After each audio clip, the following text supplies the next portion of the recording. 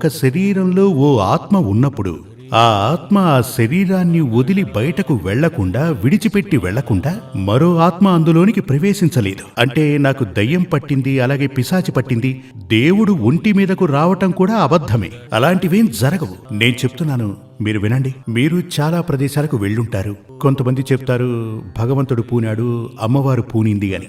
ఏమండి, చదువుకున్న వారి ఒంటి మీదకు ఏదైనా ఇలా ఆవహించడం జరిగిందా? ఆలోచించి చూడండి. ఇప్పుడు ఒక ఐఏఎస్, ఒక ఐపీఎస్, ఒక డాక్టరు, ఒక ఇంజనీరు, ఇలా ఎవరి ఒంటి మీదకైనా ఆత్మలు ఆవహించడం మీరు చూశారా? ఇవి 10 లోపు చదివిన వాళ్ళనే ఆవహిస్తూ ఉంటాయి. ఆలోచించి చూడండి.